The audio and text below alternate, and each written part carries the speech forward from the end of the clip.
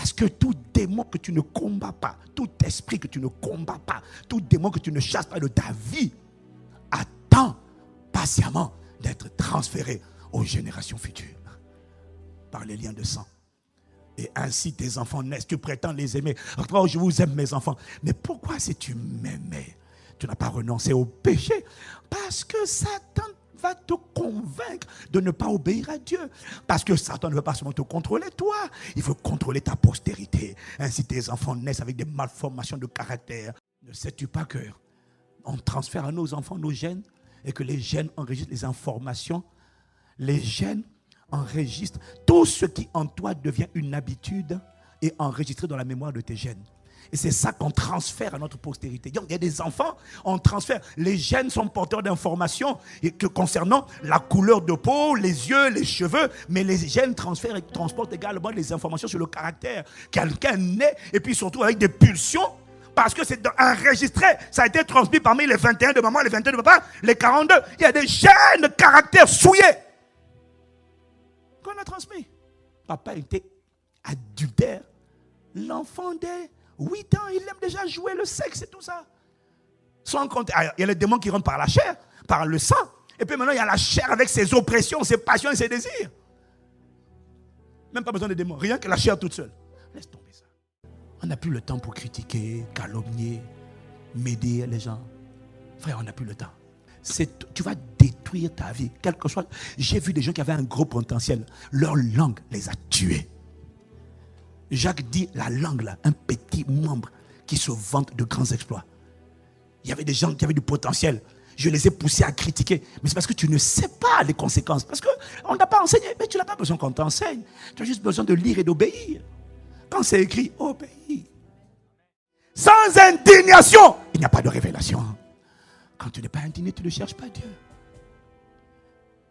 Dieu m'a dit, arrête de me chercher pour toi.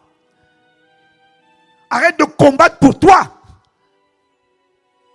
Tu n'iras nulle part si le corps n'y va pas. Prie pour l'église. Combat pour l'église. Combat pour les saints. Enlève-moi. Je. Dis nous. Sinon, tes prières ne seront pas exaucées. Quand vous priez, dites notre Père. Il n'a pas dit mon Père, notre Père. C'est prier pour tous les saints. Arrose les autres, tu seras arrosé. L'arroseur sera arrosé. L'âme bienfaisante sera rassasiée. Et celui qui arrose sera lui-même. Prends-moi Job 42, verset 10. Regarde. L'Éternel, regarde, lis à haute voix. L'Éternel rétablit Job, on y va, dans son premier état, quand Job eut prié pour ses... Et l'Éternel lui accorda le double de tout ce qu'il avait. Quand il eut prié pour ses amis. Tant qu'il priait pour lui, rien ne se passait. Dieu l'a rétabli quand il s'est défocalisé du moi, malgré sa souffrance, pour se focaliser sur autrui. C'est la compassion qui pousse Dieu à l'action. C'est la compassion qui pousse Dieu au miraculeux. Ce n'est pas la grandeur de ton titre, la grandeur de ton onction, la grandeur de l'homme de Dieu. Oh, je suis l'homme de Dieu. On s'en fout de l'homme de Dieu. On s'en fout de ton onction. On s'en fout de ton titre. On ne veut pas voir un grand homme de Dieu. On veut voir le Dieu de compassion.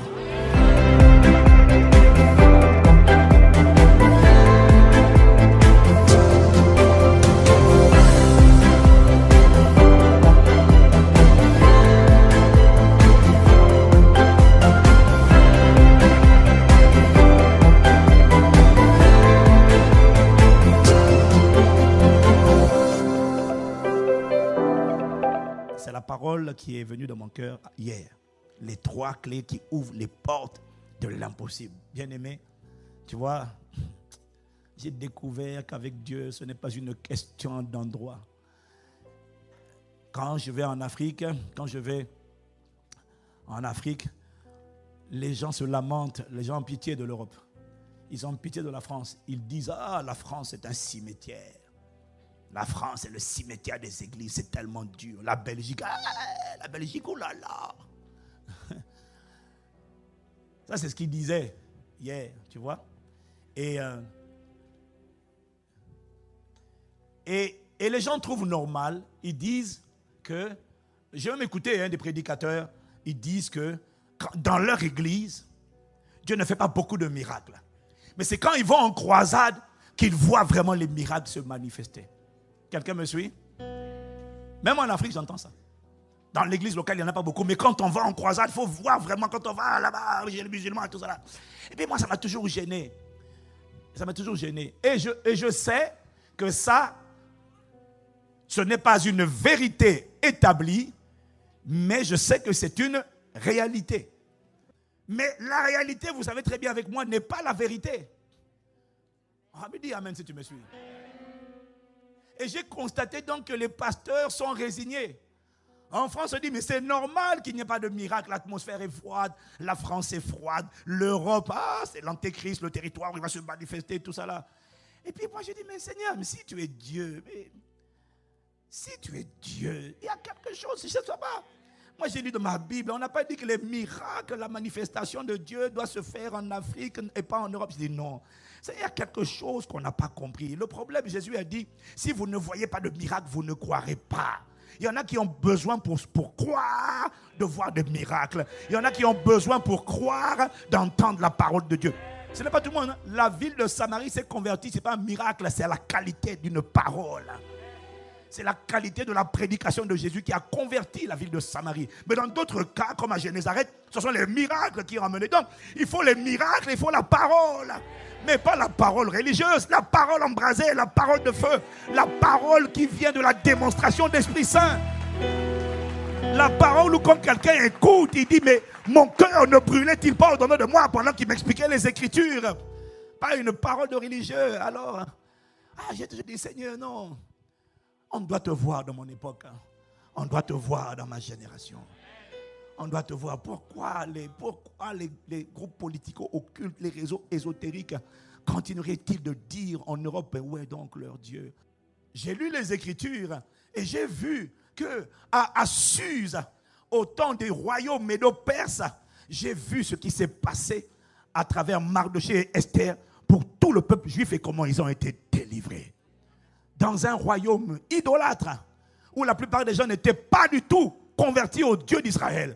Et ce livre d'Esther te montre comment, à cause de ce que Dieu a fait à travers Esther et Mardochée, des multitudes se sont converties au Dieu du peuple juif. Alors j'ai découvert que ce n'est pas une question d'endroit.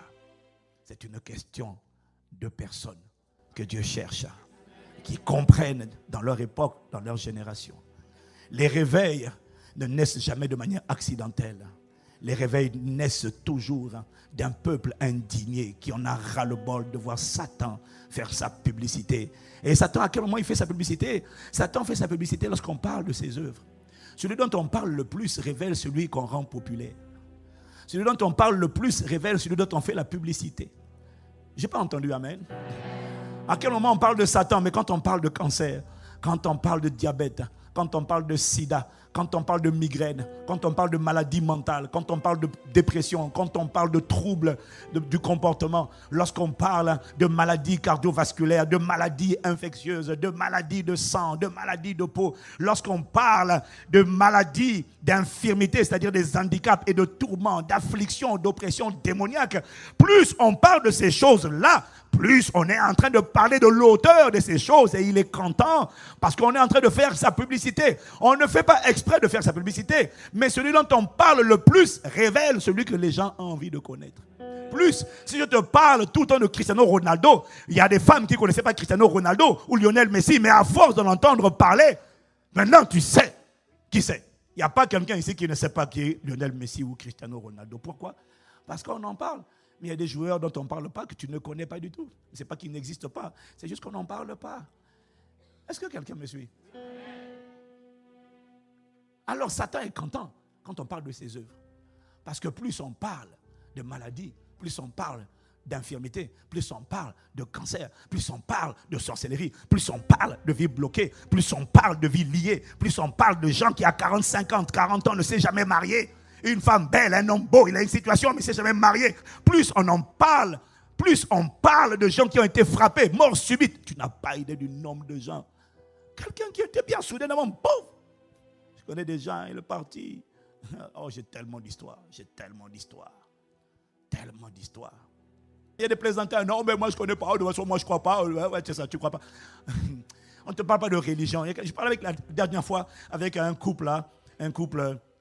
J'ai rencontré, ils me disent, oh, de toute façon, lui, il est athée, elle est athée, il ne croit pas en Dieu. J'ai dit, ah bon, tu ne crois pas en Dieu. Tu ne crois pas en Dieu, mais je vais te dire une chose, on ne parle pas de religion. Parce que moi, je suis pas dans la religion. J'ai dit, non, moi, je ne te parle pas de religion. Je te parle de Dieu. Dieu n'est pas religieux, Dieu est un être spirituel. Je ne te parle pas de religion, je te parle des réalités spirituelles. Parce que laisse-moi te dire une chose, dans ce monde, même, tu es rempli de personnes qui ne croient pas en Dieu, mais qui savent que l'homme est un esprit et qui sont conscients des réalités spirituelles. Beyoncé, Rihanna que tu chantes, là, Beyoncé, je ne sais même pas c'est quoi ces chansons. Beyoncé avoue le secret de son succès qui lui donne la capacité de prêcher. Elle dit, va regarder sur internet, elle dit que sa force vient d'un démon, Sasha Fierce. Elle le dit. Quand l'esprit rentre en elle, quand elle rentre en scène, dès qu'elle l'ouvre, l'esprit la saisit et puis elle devient, on dirait, une diva. Elle le dit. Rihanna a dit aux jeunes filles, je crois que c'est à Saint-Domingue, elle a dit aux jeunes filles dans une école maternelle, ça fait une indignation dans l'île. Elle a dit, si votre Jésus ne marche pas, essayez Satan. Donc ces gens-là savent, ils connaissent les réalités spirituelles. On ne parle pas de religion. Dieu n'est pas religieux. Jésus n'est pas venu pour établir une religion. Mais pourquoi Jésus introduirait une religion sur la terre alors que Satan n'a pas introduit une religion sur la terre? Tu connais la religion de Satan? Satan a introduit une nature appelée le péché, une culture appelée le monde. Il est à la tête d'un royaume appelé le royaume des ténèbres, contrôlé par des démons dont le but c'est d'égorger, dérober, détruire, affliger, tourmenter. Ma Bible dit dans 1 Jean 3 verset 8, le Fils de Dieu a paru pour détruire les œuvres du diable. Alors explique-moi, si Satan est venu emmener un royaume des ténèbres, comment peux-tu croire que Jésus a mené une religion? Comment une religion pourrait-elle être le remède face à Satan? Non, aucune religion ne peut confronter Satan. Aucune religion ne confronte un démon. Aucune religion ne peut faire face à la sorcellerie. Aucune religion ne peut chasser un démon. Voilà pourquoi devant les démons, devant Satan, les religions parlent, c'est des beaux parleurs. Théologien à théologien, confronté. Les éléments, on s'en fout. C'est la démonstration de puissance qui parle, là, qui doit parler.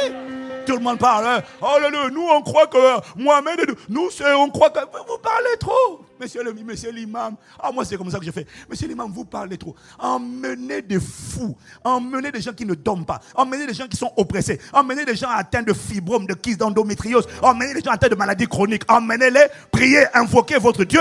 Moi je vais invoquer Jésus et on va voir. Le Dieu qui répondra par le feu sera le seul vrai Dieu.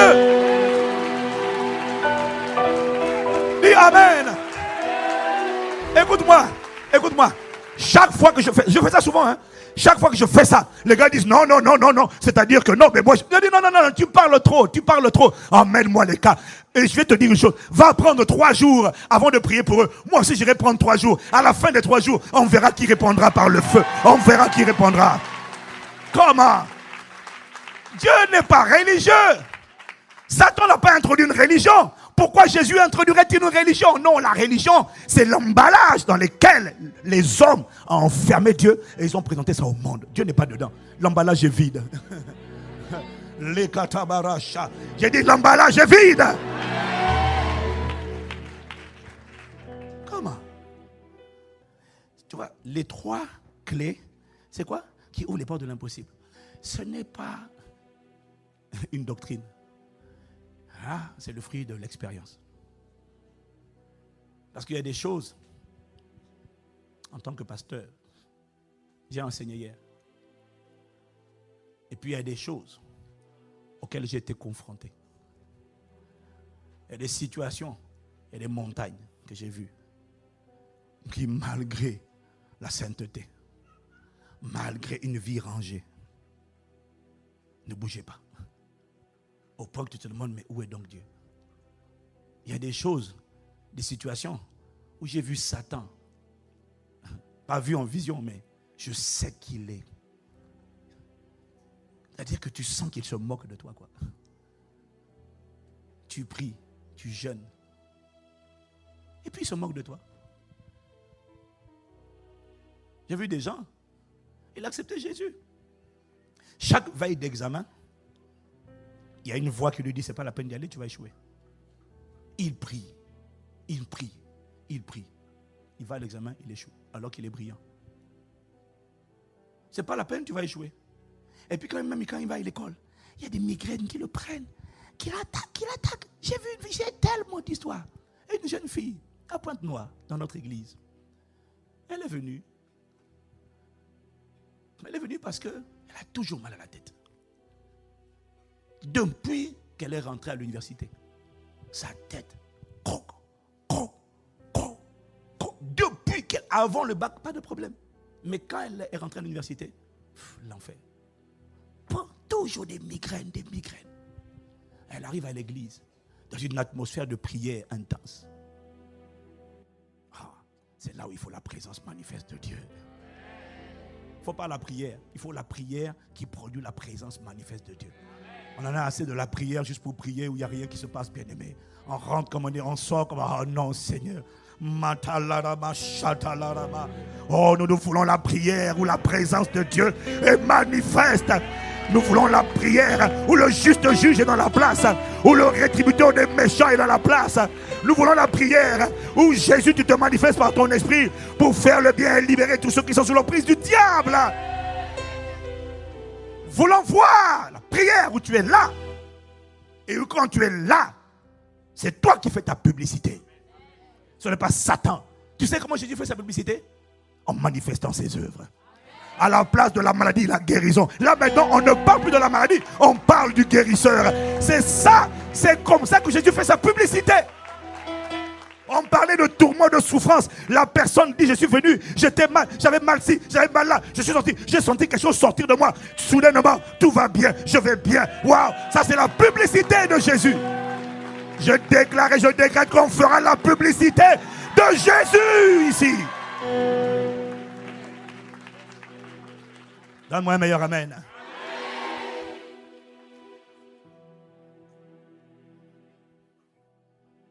La jeune fille à Pointe-Noire. La présence de Dieu est là. L'esprit se manifeste, il parle par sa bouche. Et puis quand on dit à l'esprit sort. Il dit non, elle est à moi. Ah bon. Elle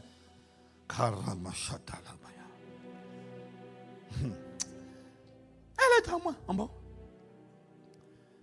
Et tu sais ce que l'esprit dit? Elle se prend pour qui?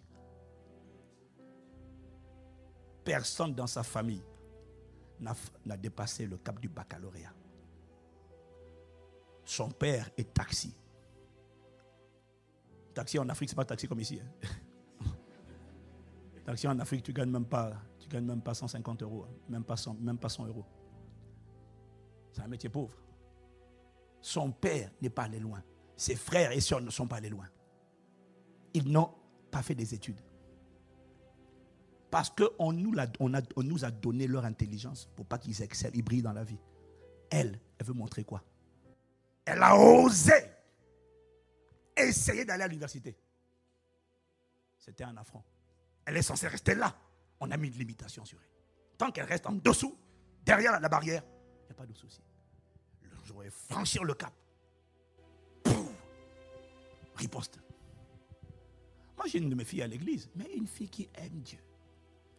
Une fille que j'aime tellement. Son cas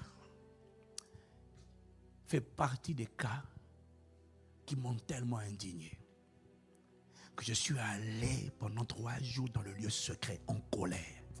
J'ai dit non. Une fille consacrée, leader, intègre, embrasée, engagée, tout ce que tu veux. Juste parce qu'elle a eu une promotion. C'est comme s'il y avait une limitation qui avait été fixée sur elle. Dès qu'elle a eu la promotion au travail, dès qu'elle a commencé à avoir certaines grâces, opportunités, pouf, une maladie s'est déclenchée. Endométriose. Tu connais l'endométriose? Terrible. Les femmes qui ont ça, c'est terrible.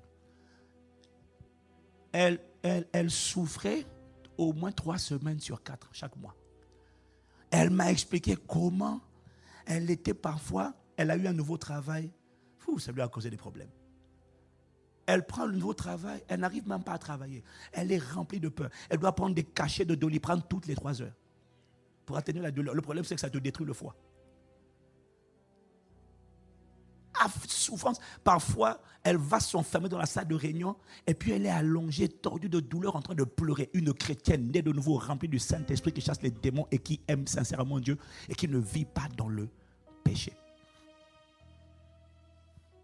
Et elle est tordue de douleur, en train de pleurer de douleur, en train de crier à Dieu. Mais le fait de crier à Dieu, la douleur est toujours là. Quand elle m'a raconté son cas, j'ai dit non. J'ai dit à Dieu, c'est quoi ça? J'ai dit, Seigneur, ça c'est quoi? J'ai dit non. Assez, c'est assez. Trop, c'est trop. Sans compter celle qui avait des... Elle marche dans la sainteté. Elle est mariée depuis plus de 8 ans, 10 ans. Pas d'enfant. Mais encore si c'était que ça. Non seulement elle n'a pas d'enfant, elle n'ovule pas.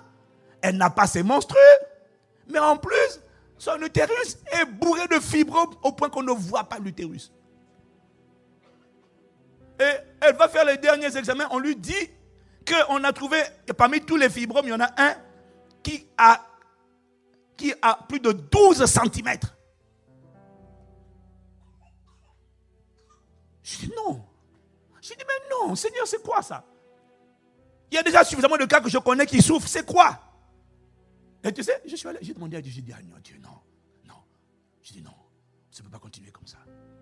Ça m'a mis en colère. Je dis non. Tu vois, quand tu n'es pas indigné, tu ne vas pas crier à Dieu. Je dis non, il y a quelque chose qui n'est pas à sa place. Non. Les démons se moquent des églises, ils se moquent des chrétiens, ils mettent des barrières, ils affligent et ils tourmentent. Oh non. Et quand je suis allé prier, Dieu m'a parlé. C'est pour ça que je dis, il y a des choses. Au-delà de ce qu'on disait hier, l'expérience du ministère t'a fait découvrir des choses où tu es obligé de dire, on va arrêter de dire des récitations qu'on a entendues. On va maintenant chercher la révélation pour que Dieu parle. On va arrêter de sortir les théories. Oui, la théorie, je la connais, la théorie. La théorie, c'est par ces nutritions, j'ai été guéri. Je le sais. Mais pourquoi je transporte cette maladie, bon sang? Pourquoi? Je suis saint. Pourquoi je transporte ça? Il faut arrêter de faire semblant. Dans l'église, beaucoup de gens font semblant. On met le maquillage physique et puis on met le maquillage spirituel. Mais à l'intérieur, à la maison, ce sont des hémorragies, ce sont des frustrations, ce sont des larmes derrière les mascaras. Mais on ne peut pas montrer ça. On ne peut pas montrer. Je dis, mais Seigneur, c'est quoi? Et tu vois, chez moi, j'ai reçu du Saint-Esprit des révélations. Les gens m'envoient du monde entier des messages pour me dire, on n'a jamais entendu le genre de message que vous annoncez. Pasteur, c'est quoi votre secret? Le secret, c'est l'indignation, la frustration qui m'emmène à me réfugier, à dire non. Ils disent que tu n'agis qu'en Afrique. Ils disent que tu n'agis qu'en Asie. Je dis non, c'est pas vrai.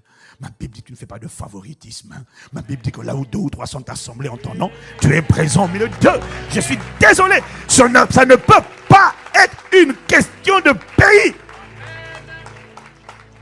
J'ai vu ce que tu as fait avec Joseph en Égypte. J'ai vu ce que tu as fait avec Daniel. J'ai vu ce que tu as fait avec Mardoché. J'ai vu ce que tu as fait avec Paul, avec Pierre. J'ai vu ce que tu as fait dans des contrées païennes et idolâtres. J'ai vu comment il y a des territoires où on peut dire que le ciel a impacté la terre à un moment donné. J'ai dit, Seigneur, qu'on dise ça de mon époque et de ma génération. Pas qu'on dise qu'il y a eu Castanou, non. Mais qu'il y a le ciel a impacté la terre et que le ciel a été constaté. Jésus a été attesté et constaté de son vivant.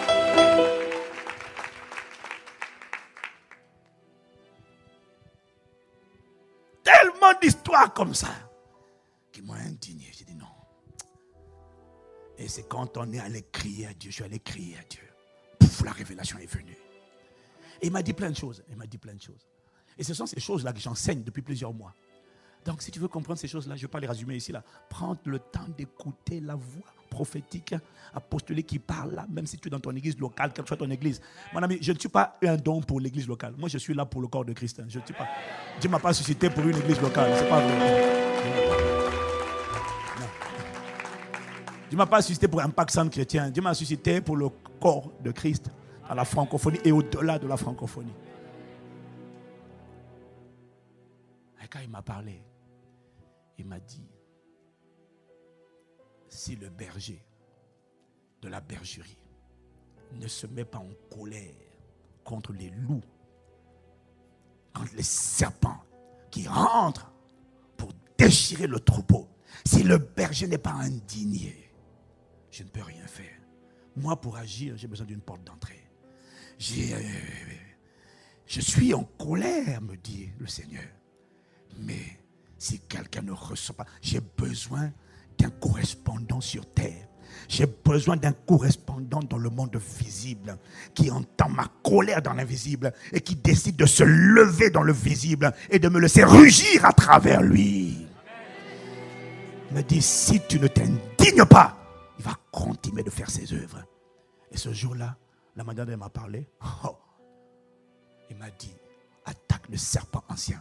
Attaque le grand dragon. C'est lui, le grand dragon, c'est celui qui engloutit les vies. Il avale les destinées, il avale les mariages, il avale les potentiels, il avale les intelligences. On l'appelle le grand dragon parce qu'il avale et puis il garde ça en lui. Et puis après il m'a parlé du serpent ancien. Il m'a dit, lui, il étouffe les gens et il mord les gens. Et il mord les émotions, il mord la santé, il mord les organes, il mord le système immunitaire. Et le serpent, c'est celui qui mord. Et puis après, il m'a parlé du diable. En grec, c'est le diabolos. Ça veut dire le calomniateur. Et lui, c'est un menteur. Il m'a dit, il ment à ton système immunitaire. Il ment à tes organes. Le corps, soudainement, s'emballe. Le corps commence à combattre le corps. Le sang combat le sang. Parce que le corps reçoit des informations comme quoi il est attaqué alors qu'il n'y a rien. Alors, il crée des maladies auto-immunes. Des maladies où le corps attaque le corps. Mais c'est quoi ça?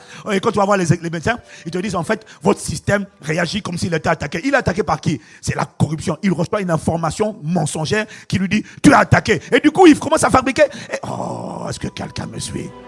Il m'a dit, c'est l'œuvre du menteur. Il ment aux émotions. Dieu te dit, je t'aime. Mais lui, il te dit, non, ton papa t'a rejeté, ta maman t'a rejeté, personne ne t'aime. Et puis, donc, il ment aux émotions. Et il fait croire aux gens que ce qui est mensonge est la vérité. On l'appelle le diable, calomniateur, menteur, diabolos. Puis après, il m'a parlé de l'adversaire. Satan, ça veut dire l'adversaire. Celui qui se dresse, il se met devant toi. Il dit, tu ne passeras pas. Tu es à moi. On avait dit ça sur ta vie. On avait des projets de malheur et de destruction et de limitation. On avait pour toi des projets. On comptait faire de toi une prostituée. On comptait utiliser ton intelligence pour briller, nous, dans le monde. Et toi, tu restes pauvre. Il y a des pactes. Il y a des paroles qui ont été prononcées avant ta naissance. Il y a des paroles, il y a des actes qui ont été signés. Les ancêtres t'ont livré à moi, ils t'ont livré à nous. Tu ne t'appartiens plus à toi-même. Tu as été sanctifié, mis à part avant ta naissance. Lorsque tes parents pratiquaient la sorcellerie, lorsqu'ils adoraient des esprits méchants, ils ne savaient pas. Il y en a qui savaient, il y en a qui ne savaient pas. Mais ils ont livré leur famille, ils ont livré leur postérité. Alors tu viens au monde et tu es confronté à des batailles que tu n'as pas choisies. Qui a fait ça? L'adversaire, Satan, l'esprit de sorcellerie. Il te contrôle, il bloque ton mariage, il bloque ton foyer, il bloque ta santé, il te bloque, il te dit je te tiens, il t'enferme dans une prison. Il dit tu ne vas nulle part. Quand tu veux aller, je suis là, tu ne passes pas. Dieu m'a dit, fais la guerre aux 4. Il m'a montré comment faire. Et quand j'ai commencé à faire ça, j'étais tellement furieux. Ma vie de prière est passée de 2 heures en moyenne à plus de 4 heures par nuit. Il m'a dit, prie la nuit. Quand j'ai commencé à prier comme ça, il m'a dit, prie.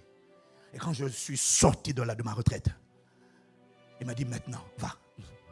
J'étais tellement en colère. J'ai appelé la soeur qui avait des fibromes partout. J'ai dit, toi, viens.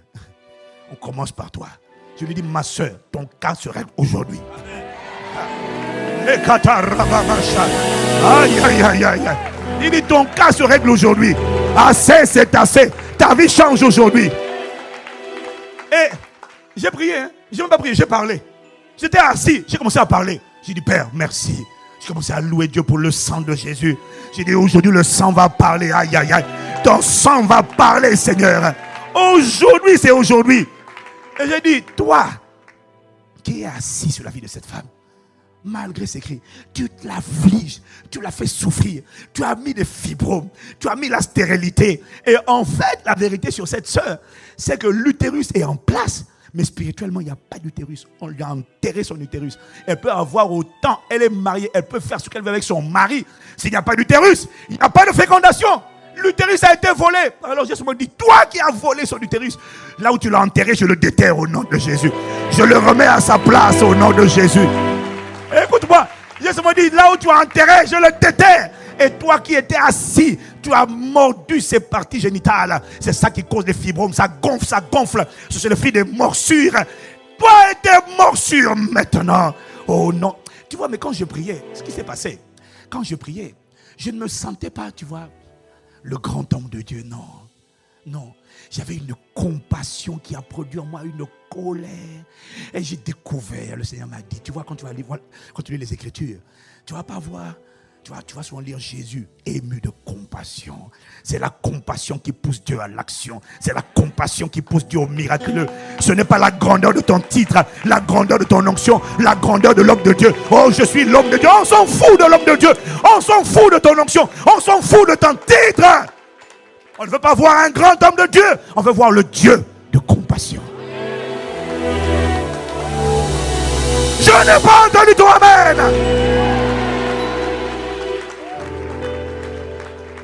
Alors, pendant que je suis en train de prier pour elle, je sens une compassion mais qui me met en colère. Et à un moment donné, je dis, mais comment peux-tu être aussi méchant? Libère-la maintenant. L'esprit a crié, ah! Elle est tombée par terre. Elle a commencé à vomir. Je lui ai dit, mon gars, c'est aujourd'hui que tu vas partir. Je vais te dire, tu ne vas pas partir après minuit. Tu vas sortir maintenant. Oh.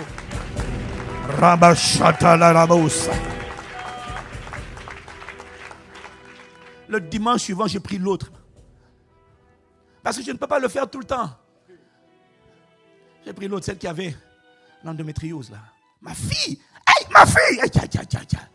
Comment tu attaques ma fille bien-aimée? Toi, comment tu peux attaquer ma fille? Autant cava sur l'église aujourd'hui. J'ai dit, démon, l'endométriose, je ne sais pas comment. J'ai dit, cette endométriose va s'arrêter aujourd'hui. Ces douleurs-là vont partir, pas tout à l'heure, aujourd'hui. Tu vois, ça s'est passé en novembre. À partir de novembre, le Seigneur n'a fait que me conduire. C'est ça qui a emmené au 21 jours plus 1 une dimension de puissance que je n'avais jamais vue. En Europe, en France, à la capitale de la francophonie, les gens étaient, des milliers de personnes étaient connectées à travers le monde. Si je te faisais écouter les audios que j'ai écoutés, une dame connectée depuis le Cameroun, en direct, qui dit qu'elle souffrait depuis combien d'années, Stéphane? Je ne sais plus, la dame qui a envoyé le message de Douala, là. Depuis plus de 15 ans, 20 ans. Une femme convertie. Mais qui souffrait. Elle dit comment elle était connectée en direct. En direct ou en différé, ça n'a pas d'importance. L'important, c'est la parole qui est envoyée et qui est reçue. Cette femme m'explique comment connecter. Comment dire, elle sent quelque chose sortir de ses parties génitales. Elle a une douleur terrible, elle sent quelque chose sortir. Boum, la douleur qu'elle avait depuis plus de 20 ans a disparu. J'en ai pas une. J'ai des multitudes. Une autre sœur qui est à l'église, qui habite à Chelles. On a prié le vendredi soir. Le samedi, il ne s'est rien passé. On a fait l'onction d'huile. Le samedi matin, elle a 4 enfants. Elle a une douleur qui est tellement incroyable. Comme si elle était en train d'enfanter. Comme les douleurs de l'enfantement, comme si elle sent qu'elle va accoucher alors qu'elle n'est pas enceinte. Alors elle a tellement mal qu'elle va aux urgences avec une autre sœur. Elle va aux urgences et pendant qu'elle attend aux urgences, elle a mal. Elle sent comme si quelque chose va sortir d'elle, on dirait un enfant. Et à un moment donné, elle n'arrive pas à tenir, elle n'en peut plus. Elle court aux toilettes. Et quand elle court aux toilettes, boum, c'est une diarrhée liquide terrible. Et quand elle se lève, tout est fini. Toutes les douleurs qu'elle ressentait au niveau du bas-ventre se sont arrêtés instantanément ce jour-là. Je ne sais pas avec quoi tu es venu comme affliction, comme tourment, comme oppression. Mais bien aimé, si tu arrives à connecter ta foi à cette parole, je te dis que ton cas sera réglé aujourd'hui. Je n'ai pas entendu ton amen.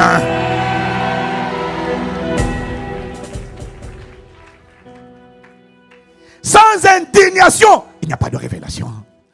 Quand tu n'es pas indigné, tu ne cherches pas Dieu. Dieu m'a dit, arrête de me chercher pour toi. Arrête de combattre pour toi. Tu n'iras nulle part si le corps n'y va pas. Prie pour l'église. Combat pour l'église. Combat pour les saints. Enlève-moi. Je. Dis nous.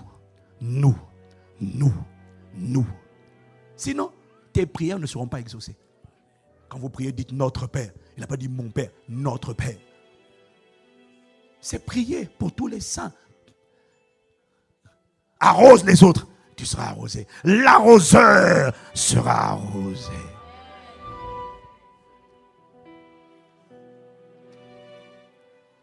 Tu vois, donc, au-delà de ce qu'on disait hier, il y a des expériences, il y a des vécus qui nous ont obligés à nous remettre en cause et à venir devant Dieu, à crier à Dieu, dire Seigneur, non, nous t'implorons. Alors j'ai découvert 3 clés. Il m'a montré ça. Mais tu vois, je ne suis pas en train d'enseigner. Là, je suis en train de parler. Dis Amen. Amen. Donc, je ne vais pas te les développer. J'ai déjà enseigné dessus. Mais bien aimé, ces 3-là, j'ai découvert, quel que soit, maintenant je sais. Non, maintenant. Hier, je ne savais pas. Maintenant, je sais. Pourquoi? Parce que ce sont des clés éprouvées. Je les ai appliquées. Mais pas moi. Moi, je suis le Josué qui conduit le peuple. Mais Josué ne peut pas aller terrasser des géants à Canaan. Josué, son job, le pasteur Josué, c'est de lever une armée d'indignés. Une armée d'hommes et de femmes qui disent assez, c'est assez. On a assez tourné dans le désert. Satan s'est assez moqué de nous. Il s'est assis sur nos vies, sur nos santé, sur nos destinées, sur la vie de nos enfants. Et il se moque de nos familles. L'esprit de sorcellerie va quitter ma famille. Il va quitter. Aïe, aïe, aïe, aïe. Ma famille sera sauvée. Je n'ai pas entendu. Je parle pour moi.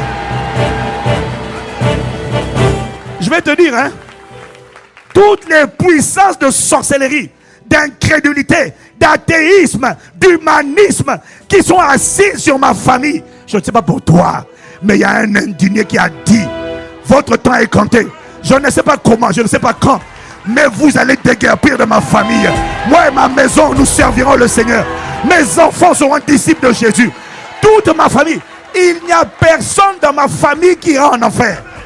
Il n'y a personne. Tous les gens qui, toute voix qui appelait la mort dans ma famille va mourir cette année. Je te dis, si tu crois à cette parole, elle s'accomplit cette année dans ta vie.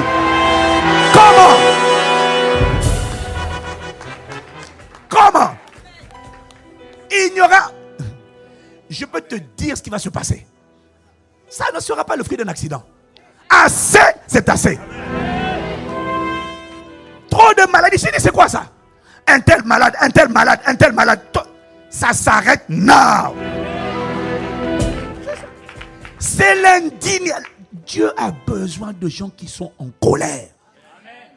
Il y a trop de chrétiens passoires, mous. Oh mon Dieu, pourquoi? Je ne sais pas ce que j'ai fait. Dieu n'est pas l'auteur de ton affliction. Un seul est l'auteur de l'affliction. Il s'appelle le diable, Satan. Son rôle, c'est d'égorger, dérober, détruire. Dieu n'est pas dedans. Dieu n'a rien à voir. On le blâme, mais Seigneur, pourquoi? Moi-même, je faisais ça. Jusqu'à ce qu'ils me disent, si tu veux que j'agisse dans ta vie, détourne-toi de tes propres besoins.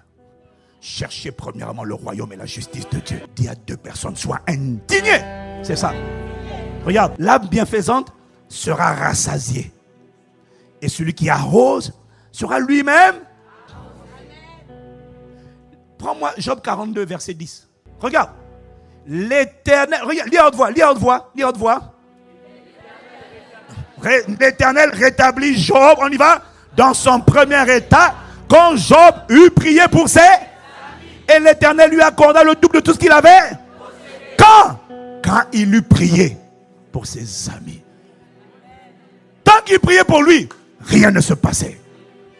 Dieu l'a rétabli quand il s'est défocalisé du moi, malgré sa souffrance, pour se focaliser sur autrui. C'est des choses que je ne savais pas. Le Saint-Esprit a commencé à me les enseigner. Et je les ai enseignées à l'église. Et j'ai emmené l'église à comprendre la première clé. Dis avec moi la première. La première clé sans laquelle les autres ne marchent pas. Les gens veulent commencer par la prière. Mais il a passé toute l'année 2018 à m'enseigner. Et alors qu'il m'enseignait, moi j'enseignais l'église sur la première clé. Mais j'avoue une chose bien aimée, quand il m'expliquait ces choses-là sur la première clé, merci Arnaud, quand il m'expliquait les choses sur la première clé, je ne savais pas où il allait. Parce que quand le Saint-Esprit m'enseigne, tu ne sais pas où il t'emmène, mais il t'emmène quelque part. Je n'ai pas entendu. Mais je ne sais pas où il m'a mené. Il a passé des mois à me parler de la première clé. C'était laquelle? L'obéissance. La Bible dit dans le Proverbe 28 au verset 9, si quelqu'un détourne l'oreille pour ne pas écouter la loi, sa prière même est une abomination. Tu vois, il m'a fait comprendre que tant que tu ne m'obéis pas, ce n'est pas à moi qui parle, il parlait à l'église. Tant que vous ne m'obéissez pas, vous ne me donnez pas le pouvoir de changer vos vies. Il faut me faire confiance et m'obéir. Parce que la vérité que tu dois comprendre, c'est que tu obéis quand même à quelqu'un. Parce qu'il n'y a que 2 mètres dans le monde spirituel. Si tu n'obéis pas à Dieu, alors tu es en train d'obéir au Satan. Si tu ne prêtes pas ton corps à Dieu, tu es en train de le prêter à un démon. La question, ce n'est pas est-ce que tu obéis. La question, Pierre dit dans 2 Pierre 1 verset 19, 2 Pierre 1 ou 2 Pierre 2 verset 19, chacun de nous est esclave de ce qui a triomphé de lui. Donc, il y a quelqu'un qui a triomphé de toi. La question, c'est un esprit. Quel est l'esprit qui a triomphé de toi? Tu es un esclave. Tu es esclave de qui? Alors il a passé du temps à m'expliquer l'importance de l'obéissance. Tu vois, la génération Moïse ne pouvait pas aller à Canaan prendre leur héritage à cause de leur désobéissance. Quand Dieu dit soyez reconnaissants, ils étaient dans le murmure. Quand Dieu dit de marcher dans l'amour, ils marchent dans l'amertume. Quand Dieu dit d'être rempli de gratitude, ils sont en train de se plaindre, ils sont en train de se lamenter. Leur désobéissance les a disqualifiés. Leur désobéissance leur a fait perdre 40 années. Leur désobéissance a différé tout ce que Dieu voulait faire par eux et à travers eux, pour eux et à travers eux dans leur époque. Leur désobéissance a obligé Dieu à reporter à la génération suivante ce qu'il voulait faire au départ avec la première génération qui est sortie d'Égypte. La désobéissance te fait perdre du temps. C'est quoi la désobéissance? C'est lorsque tu désobéis à la parole écrite de Dieu et à la voix de Dieu. Tu n'as pas idée du nombre de chrétiens qui prient mais qui sont désobéissants. Mais n'oublie jamais, quand tu es désobéissant à Dieu, tu es en train d'obéir à Satan. Il n'y a que 2 maîtres. Jésus a dit dans Matthieu 8, Matthieu 6, verset 24, nul ne peut servir 2 maîtres en même temps. Nul ne peut servir 2 maîtres. Ça veut dire que nul ne peut être l'esclave de 2 maîtres. Tu ne peux pas être esclave de Jésus et esclave de Satan en même temps. Non, car il haïra l'un et aimera l'autre, ou alors il s'attachera à l'un et méprisera l'autre. Vous ne pouvez servir doulos, vous ne pouvez être esclave, prisonnier de Dieu et de maman en même temps. C'est impossible. Il y en a un, forcément, parmi les 2. Il n'y a que 2 maîtres dans le monde invisible. C'est soit Satan qui est à la tête de son royaume, soit Dieu qui est à la tête de son royaume. Il n'y a que 2 maîtres, il n'y a que 2 royaumes. Le royaume de Dieu et le royaume des ténèbres. Il n'y a que 2 natures, 2 influences. C'est soit la chair, soit l'esprit. Il n'y a que 2 temples. Soit tu es le temple du Saint-Esprit, soit tu es l'habitation d'un démon. Tu es l'habitation de qui? Arrête de faire le fier. Moi, je ne suis pas l'habitation des démons. Écoute-moi, on sait qui domine, qui triomphe en toi en écoutant ta bouche et en voyant à qui tu prêtes ton corps. C'est lui ton maître. Ton maître, c'est celui à qui tu obéis. Qui prend ton corps, qui contrôle ta bouche. Tu n'as pas idée du nombre de gens qui prient à l'église, mais dans la bouche est contrôlée par un esprit de critique, de calomnie, de murmure, de lamentation. Qui est ton maître? C'est facile de connaître ton maître. Ton maître, c'est celui qui te commande. Bon, on ne va pas aller là-bas, laisse tomber. Le visage a commencé à s'assombrir. La désobéissance te fait perdre du temps. Dieu devait te libérer. Et Dieu devait libérer les gens à travers ta vie. Ta désobéissance, non seulement retarde ta vie, mais elle retarde la libération des personnes que Dieu devait libérer à travers ta vie. Donc il y a des gens qui sont encore enchaînés dans ta vie, dans ta famille, dans ton cercle relationnel à cause de ta désobéissance. Dieu te demande de t'engager, d'être tout entier à lui. Toi, tu es partagé. Un pied dedans, un pied dehors. Tu perds du temps. Et tu ne sais même pas que tu es en train de servir Satan. Il y en a un qui est en train de dire, yes, yes, elle est à nous. Dès que mes pensées viennent en elle, mets ta main en bas. Allez, touche là-bas tout seul. Masturbe-toi. Tu obéis. L'esprit d'impudicité dit, yes, tu es à moi. Tu m'obéis, c'est ça. Continue encore. Bon, maintenant que tu as fini, va coucher. Cherche un homme là-bas ou cherche une femme. Oui, j'arrive, maître. Il dit, c'est ça. Allez. Allez, dimanche, je t'autorise à aller à l'église. Je peux aller à l'église? Va chanter, pas de problème. Dès que tu sors, toi et moi, on est ensemble. Hein? Oui, maître. Donc tu vas à l'église, tu lèves des mains hypocrites et impures. Des mains d'acteurs, de comédiens. Hein? Et puis dès que tu sors, maître, je suis encore là. Allez, on y va encore. Minable, lamentable. Tu ne sais pas, tu perds du temps. Tu détruis ta vie. Satan se réjouit. Satan est heureux. Il dit, oh, elle peut prier. C'est pas grave. Au moins, elle est à nous. C'est notre agent infiltré. C'est notre antenne relais. Et quand cette personne-là, qui prie, mais qui est esclave de Satan, bizarrement, quand elle touche la sono, quand elle se met à la sono, elle émet des ondes. Bizarrement, le son maintenant commence à... Le son qui était bien, on entend les interférences. Non, je suis sérieux. On ne sait pas pourquoi. Il y a des gens qui sont des antennes relais. C'est-à-dire que l'esprit qui te contrôle, à travers l'influence qu'il exerce sur toi, arrive à polluer un environnement proche. Juste à travers l'influence qu'il exerce sur toi. Tu deviens son complice. La question, c'est qu'est-ce que Satan a fait pour toi? Pour que tu lui donnes ton corps. Il a fait quoi pour toi? Tu lui donnes ta bouche. Tu lui donnes tes mains. Il a fait quoi pour toi? Qu'est-ce que l'esprit de colère a fait pour toi? Il n'y a aucun démon qui est bon. Le diable est mauvais. Il est méchant. Qu'est-ce qu'il a fait pour toi? Qu'est-ce que l'esprit de critique? Qu'est-ce que l'esprit de colère? Qu'est-ce que l'esprit d'amertume? Qu'est-ce que l'esprit de jalousie? Qu'est-ce qu'il a fait pour toi? Il te détruit. Il détruit. Il te pousse à détruire ce que Dieu voulait construire à travers ta vie. Tu n'as pas aidé du nombre de gens qui veulent prier. Veulent commencer par prier. Je ne comprends pas pourquoi ça ne marche pas. Mets d'abord ta vie en ordre. L'obéissance, c'est la seule preuve que tu as donné le pouvoir à Jésus. Tu vois, moi je suis arrivé au stade, on n'a plus le temps pour désobéir.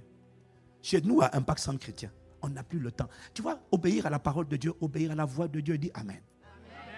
Tu vois, il y a des domaines dans lesquels on ne doit plus discuter. Chez nous, quand on dit dîme, c'est l'obéissance. On obéit à une loi spirituelle.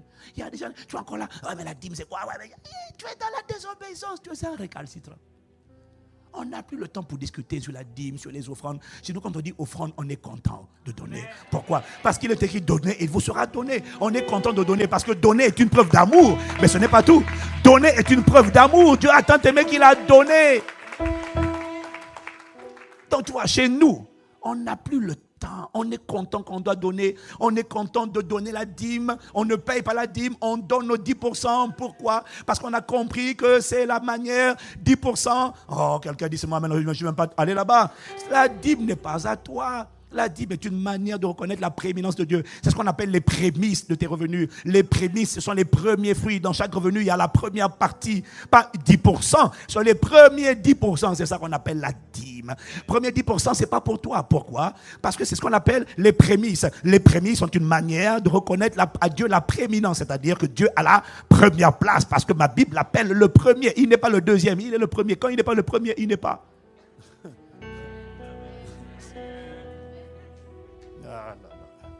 Tu vois, les amens ont baissé. C'est ça. Tu vois, c'est ça. Non, dis à ton voisin, on n'a plus le temps pour désobéir. On n'a pas le temps. Tu n'as pas compris que quand Dieu te dit d'obéir à un principe qu'il a établi, c'est pas pour lui. Dieu fait quoi avec l'argent? Tu penses que c'est pour l'église? Ah, toi, tu penses que quand tu donnes à l'église, tu rends service à l'église? Tu n'as rien compris. Quand tu donnes, tu rends service à ta vie, à ta postérité.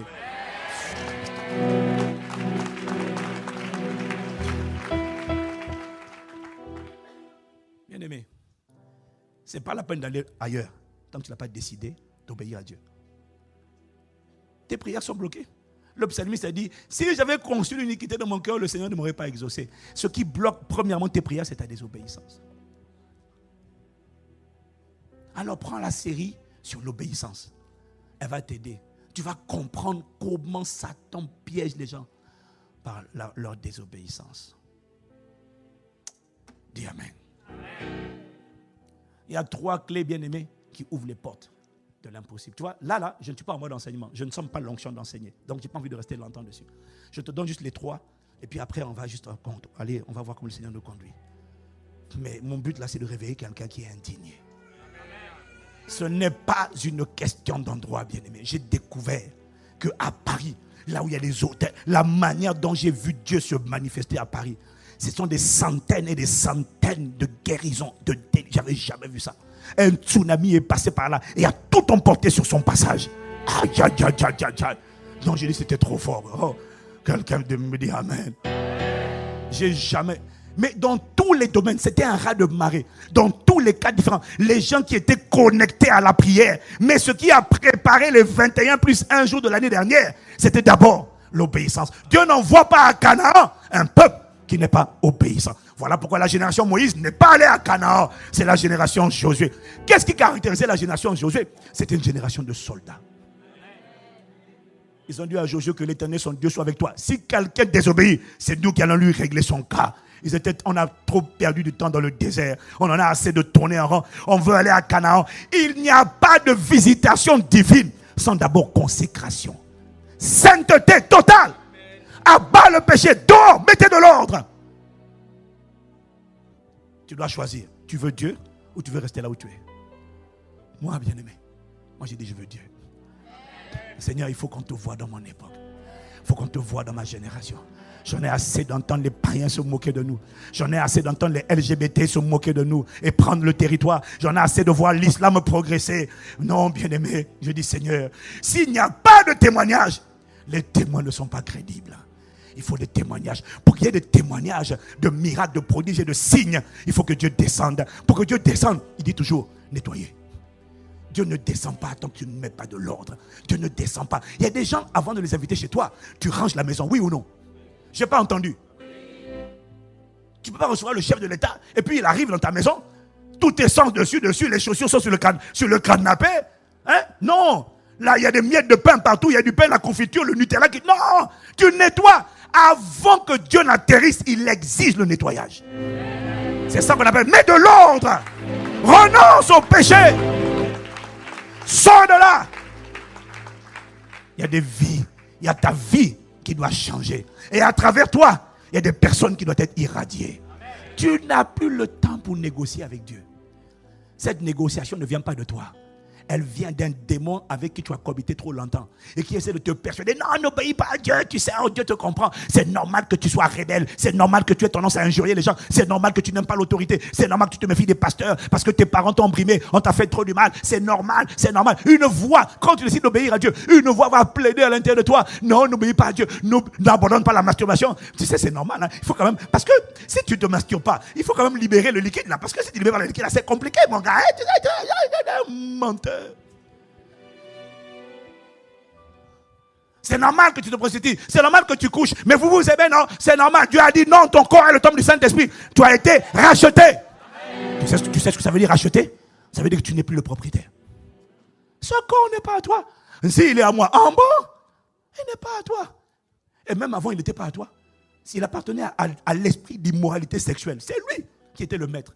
Et quand tu dis j'ai pas envie, c'est parce que l'esprit d'immoralité avec qui tu as cohabité pendant trop longtemps est en train de te dire non, fais pas ça, fais pas ça, fais pas ça, fais pas ça. J'ai encore envie de souiller parce que tout démon que tu ne combats pas, tout esprit que tu ne combats pas, tout démon que tu ne chasses pas de ta vie attend patiemment d'être transféré aux générations futures par les liens de sang. Et ainsi tes enfants naissent, tu prétends les aimer. Oh, je vous aime mes enfants. Mais pourquoi si tu m'aimais, tu n'as pas renoncé au péché? Parce que Satan va te convaincre de ne pas obéir à Dieu. Parce que Satan ne veut pas seulement te contrôler toi, il veut contrôler ta postérité. Ainsi tes enfants naissent avec des malformations de caractère. Un enfant qui a 6 ans, j'ai vu ça, 6 ans, et ivrogne. 6 ans, l'enfant boit. Il est ivrogne. Pourquoi? Son père était alcoolique. Ne sais-tu pas que on transfère à nos enfants nos gènes et que les gènes enregistrent les informations? Les gènes enregistrent tout ce qui en toi devient une habitude et enregistré dans la mémoire de tes gènes. Et c'est ça qu'on transfère à notre postérité. Donc, il y a des enfants, on transfère. Les gènes sont porteurs d'informations concernant la couleur de peau, les yeux, les cheveux, mais les gènes transportent également les informations sur le caractère. Quelqu'un naît et puis surtout avec des pulsions. Parce que c'est enregistré, ça a été transmis parmi les 21 de maman, les 22 de papa, les 42. Il y a des gènes de caractère souillés qu'on a transmis. Papa était adultère. L'enfant dès 8 ans, il aime déjà jouer le sexe et tout ça. Sans compter, il y a les démons qui rentrent par la chair, par le sang. Et puis maintenant, il y a la chair avec ses oppressions, ses passions et ses désirs. Même pas besoin de démons. Rien que la chair toute seule.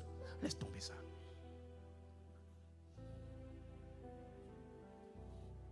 On n'a plus le temps. On n'a plus le temps pour critiquer, calomnier, m'aider les gens. Frère, on n'a plus le temps. En calomniant, tu as le temps de donner ta langue. Je n'ai pas le temps de t'expliquer ça. Tu vas détruire ta vie. Quel que soit. J'ai vu des gens qui avaient un gros potentiel. Leur langue les a tués. Jacques dit, la langue, là, un petit membre qui se vante de grands exploits. Il y avait des gens qui avaient du potentiel. Je les ai poussés à critiquer. Mais c'est parce que tu ne sais pas les conséquences. Parce qu'on ne t'a pas enseigné. Mais tu n'as pas besoin qu'on t'enseigne. Tu as juste besoin de lire et d'obéir.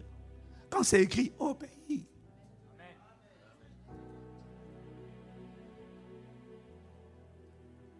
On ne prend pas possession de son héritage sans l'obéissance. C'est la première clé.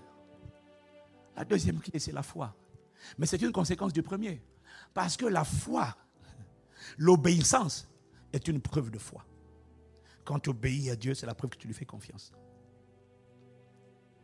Quand tu désobéis à Dieu, ça veut dire que tu ne lui fais pas confiance. La foi. Jésus a dit, quand le Fils de l'homme viendra, trouvera-t-il encore la foi sur la terre? La foi, une denrée rare dans l'église. Beaucoup veulent prier, mais sans la foi. Une foi grande n'est pas le fruit d'un accident. Une foi grande est le résultat d'un rendez-vous régulier avec Dieu, sa parole et le Saint-Esprit. Notre génération, tu veux faire des exploits? La Bible dit, avec Dieu, nous ferons des exploits. Tu ne peux pas faire d'exploits sans la foi. Tu ne peux pas déplacer les montagnes sans la foi. Les gens veulent déplacer des montagnes, mais ils n'ont pas la foi. Ils ont l'espoir, ils ont l'espérance, ils savent crier. Non, bien aimé, il y a des choses pour lesquelles ce n'est pas une affaire de cri. Moi, je crois à la puissance de la prière. Mais avant la prière, il faut la foi, car il faut que celui qui s'approche de Dieu croit que Dieu existe et qu'il est le rémunérateur de ceux qui le cherchent. Si tu approches Dieu sans la foi, Dieu ne prend pas plaisir. Que dit la foi? La foi dit, je sais qui tu es. Je sais que tu es capable. Je sais, je crois en ta fidélité. Je crois en ta bonté. Je crois en ta justice. Je sais que mon Rédempteur vit. Je sais que je ne serai pas confondu. Je sais, même si ce n'est pas mon expérience d'aujourd'hui, je sais que ta parole est la vérité. Je sais que la vérité sort de ta bouche. Je sais que à toujours, oh Dieu, ta parole est établie dans le ciel. Je sais que les cieux et la terre passeront, mais tes paroles ne passeront pas. Quelle que soit ma condition, je sais que mon Rédempteur vit et qu'il se lèvera le dernier. Je sais que quiconque espère en toi ne sera pas confondu. Je sais que lorsqu'on tourne vers toi les regards, on est rayonnant de joie. Le visage ne se couvre pas de honte. Je sais, alors la honte va quitter ma vie parce que je sais. La foi s'appuie sur la parole. La foi, ce n'est pas l'espoir. Ce n'est pas l'espérance. Au début, il y a l'espérance. Et puis quand tu lis les Écritures, tu te rends compte que ton espérance, c'est exactement ce que Dieu dit dans sa parole. Alors c'est là que naît la foi. J'ai espéré, mais maintenant, il n'y a pas la foi. Tu vois, les gens veulent prier tous les jours. Tu n'as pas la foi. Tu n'as pas la foi de l'Église aujourd'hui est trop petite. Il faut que cette année, tu aies une foi qui déplace les montagnes. Les montagnes. Je vous dis, bien aimé, il y a des choses que tu vas faire à cause de ma foi. L'hôtel royal, que les gens y croient ou pas, il va sortir à cause de ma foi. Amen. Et vous y croyez ou pas, quand tu sois content ou pas, j'ai dit, il n'y a personne qui va nous arrêter. Ils vous feront la guerre, mais ils ne vous vaincront pas. Amen. Non, c'est fini. Là, tu vois, la France là, est contrôlée par des réseaux ésotériques, illuminatis, sociétés secrètes. Si tu ne prêtes pas allégeance, tu ne peux pas t'en sortir. Si tu n'as pas prêté allégeance au grand maître, jamais je vais me prosterner devant un grand maître. Le seul grand maître, c'est Jésus-Christ. Il n'y a aucun grand maître. Aucun. Tu vois, il faut un peuple qui en a assez des limites, des limitations, des systèmes, des préjugés. Oh non, il faut d'abord monter patte blanche. Il n'y a pas de patte blanche. Je monte patte blanche au Saint-Esprit. foi, un peuple de foi. Ce peuple, cette génération n'a pas la foi. Elle ne connaît pas la Bible. La foi a besoin de s'appuyer sur les Écritures. La plupart des chrétiens ne connaissent pas les Écritures. Hier, j'ai demandé qui connaît Nabal. La plupart des gens ne connaissaient pas. Ils ne lisent pas la Bible. Ils lisent seulement le Nouveau Testament. La Bible, ce n'est pas le Nouveau Testament. La Bible, c'est l'Ancien et le Nouveau Testament. Il y a des livres comme Lévitique. On comprend que tu ne lises pas. Ça, d'accord. Parce que tu ne comprends rien. D'accord. Mais il y a des livres historiques. Genèse, il faut lire. Toutes les vérités bibliques prennent racine dans le livre de Genèse. Il faut lire Genèse. Il faut lire une partie de Exode. Tu dois lire les livres historiques. Tu dois connaître l'histoire de Naomi. Tu dois connaître l'histoire de David, de Daniel. Tu dois connaître 1 Samuel, 2 Samuel, 1 Chronique, 2 Chroniques. Il faut lire les Écritures. Cette génération n'a pas la foi. Parce qu'elle ne prend pas rendez-vous avec la parole. Elle prend rendez-vous avec WhatsApp. Non. Non, cette génération a un sérieux défi. Nous tous. Les gens n'aiment plus la parole. Voilà pourquoi avant de lire la parole, tu dois redemander au Seigneur l'amour de la parole. Tu dois t'humilier, demander pardon pour la distraction et revenir à l'amour. Il n'y a pas la foi sans la parole. Tu dois avaler les Écritures. Ça, c'est ta responsabilité. Maintenant, quand tu vas prier, le Saint-Esprit va toujours te parler par les Écritures. Je n'ai pas entendu amen. Le Saint-Esprit ne te parle pas hors des Écritures. Quand l'onction prophétique coule, il s'appuie toujours sur la parole pour proclamer. Toute prophétie qui ne prend pas appui sur les Écritures n'engage que son auteur. Dieu n'est pas engagé. Dieu est engagé par sa parole. Décidons, bien-aimés, de revenir à la parole. Comme je disais hier, arrête d'admirer les gens. Décide d'imiter. Je n'ai pas entendu ton amen. Arrête d'admirer. Décide d'imiter les gens de foi. Imite les gens de foi. Comment ils ont fait pour avoir une telle foi? Comment ils ont fait? La foi déplace les montagnes. Une grande vision, c'est une grande foi. Tu vois? Et vois la conquête de la francophonie. Oh bien-aimé, il ne sera pas fait selon ta prière, il te sera fait selon ta foi. Je n'ai pas entendu amen. La prière vient après.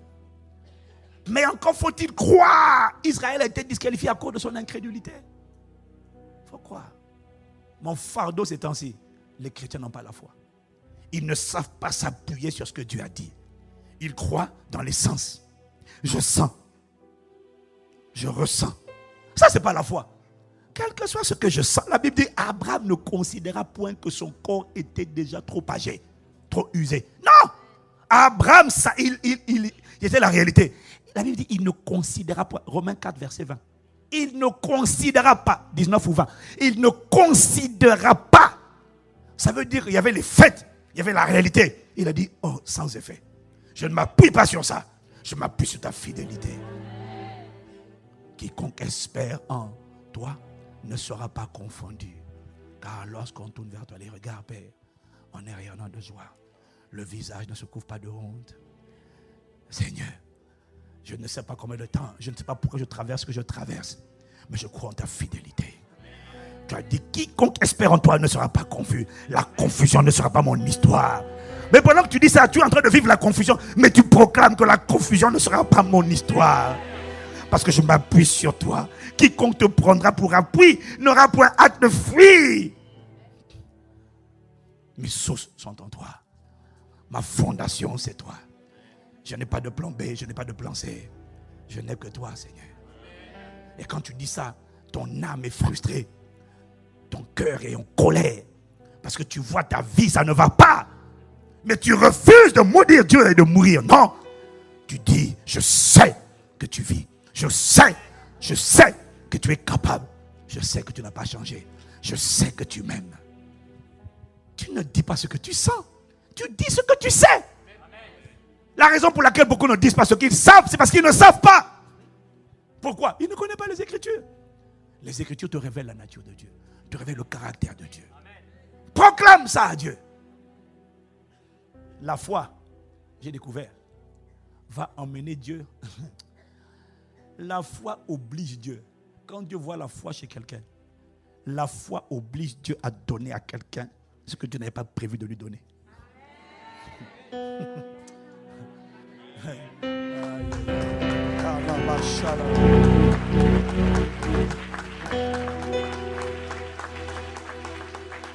Tu blagues.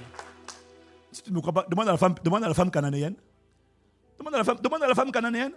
Ce n'est pas son jour. Jésus n'est pas là pour les Samaritains. Il n'est pas là encore moins pour les femmes cananéennes. Il est là, il est venu, lui, en s'entend, il venait d'abord parler à Israël. Cette femme-là n'est pas d'Israël. Elle dit, Seigneur, au secours, ma fille est tourmentée par un démon. Jésus lui dit, non, maman, je ne suis pas désolé. Il n'est pas bon de prendre la nourriture des enfants, de la donner aux chiens, parce que je suis venu pour les brebis perdues de la maison d'Israël. Ton tour, ça viendra après la Pentecôte. Quand les apôtres vont commencer avec le Saint-Esprit, votre tour viendra. Mais pour l'instant, je suis d'abord venu pour les 12 tribus d'Israël. On ne prend pas la nourriture des enfants, on la donne aux chiens. Elle dit, Seigneur, c'est pas grave. T'inquiète pas, tu sais, de la table des enfants, là, les miettes, ça va me suffire. Cette miette va guérir ma fille. Jésus dit, ah! La Bible dit, Jésus est étonné, la regarder, dit, femme, ta foi est grande, va, qu'il te soit fait selon ta foi. Elle a...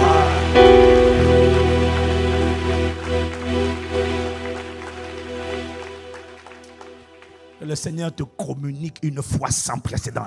La foi qui déplace les montagnes cette année au nom de Jésus. Il y en a assez de voir petit, de rêver petit. La foi voit grand, rêve grand. La foi dit, avec Dieu nous ferons des exploits. Quelle est cette génération? Elle ne rêve pas d'exploits. Tu parles avec les jeunes aujourd'hui, leur rêve c'est bac plus 2. C'est quoi comme rêve ça? Rêve de conquérir le monde. Rêve de prendre les nations pour Christ. Rêve d'influencer ta génération. Rêve. C'est ça. Une personne qui a la foi est une personne qui ne voit pas les barrières, qui ne voit pas les montagnes.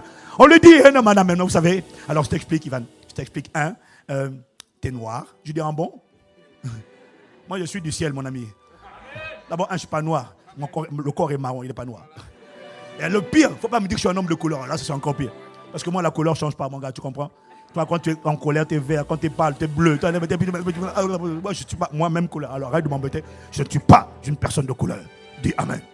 Il ne faut pas laisser les gens t'enfermer. La foi fait de toi un audacieux. La foi te fait voir l'invisible. La foi te fait voir, même quand tes yeux sont fermés, tu vois comme Moïse, l'invisible. Tu vois le roi sur le trône. Tu vois le Dieu capable. On ne peut pas arrêter une personne de foi. Arrêtez de rêver petit. Arrêtez d'être content d'une petite église. Ça, c'est une petite église. Tant que vous n'avez pas la volonté de Dieu, ce n'est pas une église ici. C'est plusieurs méga churches dans la région de l'Occitanie. Ça, c'est la volonté de Dieu. Ce n'est pas une petite assemblée. Vous voyez, petite assemblée. Oh, c'est pas mal. Ce n'est pas. C'est médiocre. C'est quoi cette mentalité de petitesse, de médiocrité? C'est parce que la foi a disparu. Les gens n'ont pas rendez-vous avec les Écritures. Ils ne connaissent pas le Dieu de conquête. Dieu est humble, mais c'est un conquérant. Il veut conquérir les nations.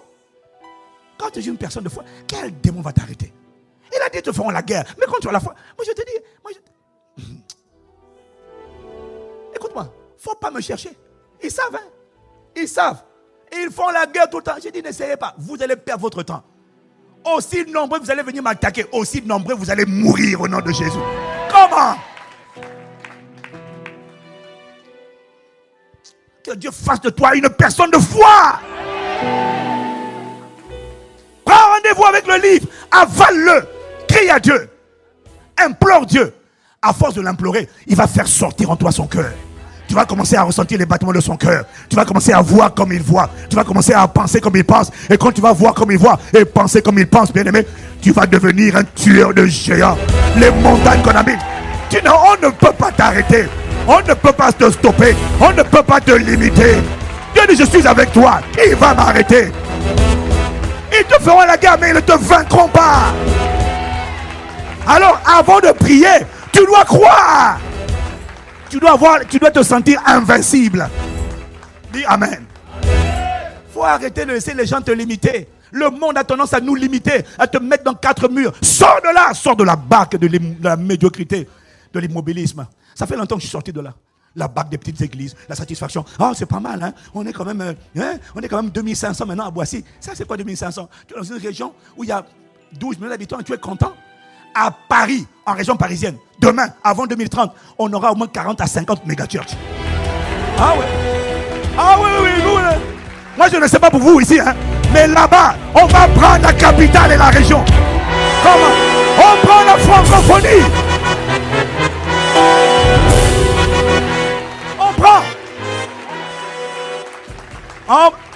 tout, hein. Vous pensez que ce que vous voyez aujourd'hui, là, ça va rester comme ça, là?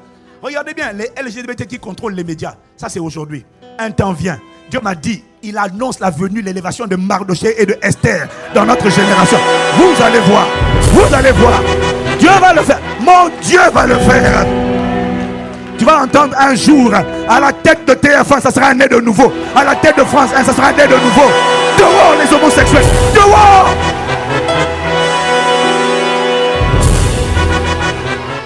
Adam qui embrasse Steve à la télé. Un temps va venir, ça va s'arrêter.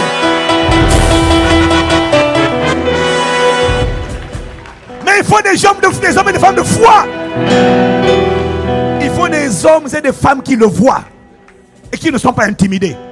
On lui dit non, toi tu es. Par rapport à ton origine. J'ai dit, écoute-moi, je ne suis pas locataire en France. Écoute-moi, je ne suis ni locataire, ni immigré. La terre appartient à mon papa. Où je suis chez moi. Comment? Je possède ce pays. J'ai déjà dit à Dieu. Tu sais comment je prie le soir? J'ai dit, vous qui tenez les nations de la France, libérez-les. J'ai demandé à Dieu, les nations de la France, ces nations sont à moi. Je les arrache. Et je les vois disent, qui es-tu? J'ai dit, je suis de la race de Christ. Je suis fils de Dieu. Je suis de la postérité de mon grand frère. Je suis la justice de Dieu. Je suis bien-aimé de Dieu. Je suis racheté. Je suis justifié. Je suis sanctifié. Je suis glorifié. Je suis la nouvelle création. Oh, je suis tel il est, tel nous sommes dans ce monde. Je suis inarrêtable. Je suis un lion. Je me lève comme une lionne. Je me dresse comme un lion. Quand je m'apprends, je suis un prédateur. Je détruis les œuvres du diable. Quelqu'un me dit amen. Mais pasteur Ivan, qu'est-ce qui t'a rendu comme ça? C'est le Saint-Esprit avec la parole. À force de prendre rendez-vous avec le Saint-Esprit et la parole, il enlève les écailles de mes yeux. Il renverse les forteresses de l'imitation. Il me donne, il me parle. Et du coup, ses pensées deviennent mes pensées. Sa vision devient ma vision. Tu ne peux pas m'arrêter. Tu ne peux pas me limiter. Tu ne peux pas. Tous ceux qui m'ont dit, on m'a dit en 2011, la Belgique, c'est dur, hein, une église en Belgique. On a commencé avec 40 personnes. Aujourd'hui, ICC Bruxelles, c'est plus de 1000 adultes sans compter les enfants. Et le bâtiment de ICC Bruxelles, c'est d'après le président de la fédération protestante belge, l'équivalent de la fédération protestante belge, c'est le bâtiment, selon lui, avec le plus haut standard d'excellence dans tout le royaume. C'est un bâtiment sur 4 rues, 4 pâtés de maison. On m'a dit non, la Belgique c'est fichu. On m'a dit la Martinique, il n'y a plus rien. On est en train de construire un auditorium de 600 places, 800 places aujourd'hui en Martinique.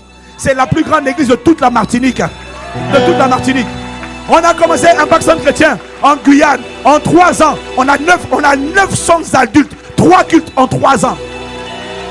Les vaudous sont en train de venir se convertir. Comment?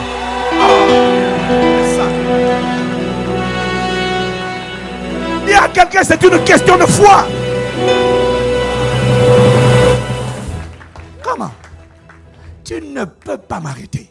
Tu ne peux pas. Si tu peux arrêter Christ, tu pourras m'arrêter. Si tu peux tuer Jésus-Christ, tu vas me tuer. Mais tant que je n'ai pas fait ce qu'il a dit de faire et que je n'ai pas fini mon mandat, personne ne m'en veut. Quand je quitterai la terre, je ne quitterai pas assassiné. Je quitterai parce que j'ai fini, j'ai combattu le bon combat, j'ai achevé la course, j'ai gardé la foi. J'ai pas entendu ton amen. Aucun esprit de mort subite ne t'emportera cette année.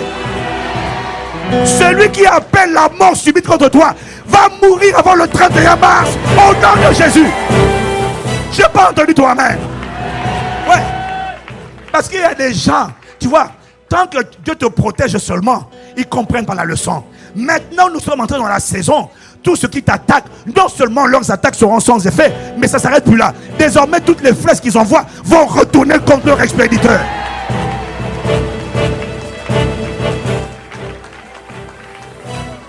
Dis-moi amen. C'est la foi qui le fait. Tu ne peux pas prendre rendez-vous avec le livre tous les jours et avec le Saint-Esprit. Ce n'est pas seulement le livre, c'est le livre et l'esprit.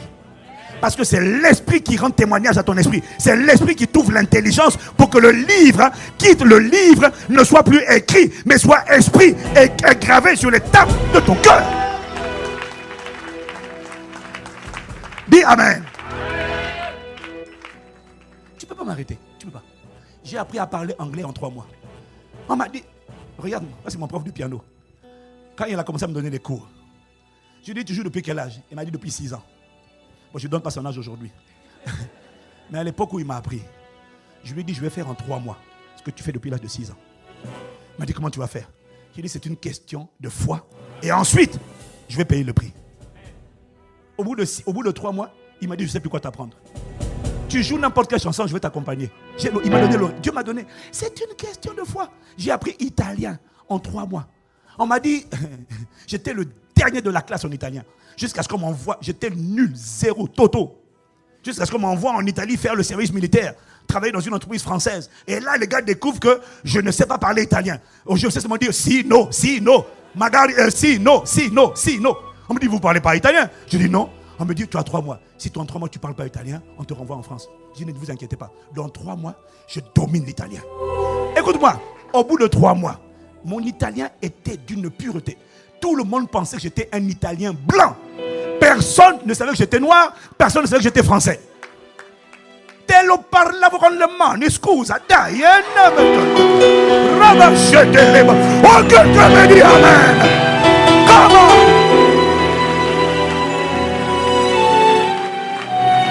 Donc, quand je te parle de la foi, ce n'est pas une théorie. Je suis un message. J'ai dit, on prend la francophonie. Avec ou sans toi, on prend la francophonie. Avec ou sans toi, on prend les États. Ça veut dire quoi? On prend les médias, on prend l'économie, on prend la politique, on prend le sport, on prend l'éducation. Tu vas voir. Je suis déjà en train de voir les prémices. Je suis allé à Cotonou cette semaine. J'ai été accueilli par le préfet. Le préfet, il est venu, le préfet s'incline. J'ai dit, mon gars, on est ensemble. Je te dis, le préfet s'est mis à genoux pour que je prie pour lui. J'ai dit, ton élévation commence maintenant. Tu ne t'arrêtes pas là, tu vas aller plus loin. Des impacts chrétiens, écoute-moi, vont sortir des chefs d'État, des premiers ministres qui vont changer les standards des nations. Je ne sais pas si Dieu va t'utiliser toi, mais Dieu va utiliser des gens fidèles. Pourquoi? Pourquoi c'est si important d'occuper la politique? C'est parce que dans toute l'histoire biblique, il a été démontré que le peuple suit toujours le Dieu du roi. Quand le roi est perverti, le peuple est perverti. Quand à la tête des États, ce sont des maçons, des ésotériques, tout le monde doit prêter allégeance. Et ceux qui ne prêtent pas allégeance ont du mal. Mais l'heure vient, elle est déjà venue, ça va changer.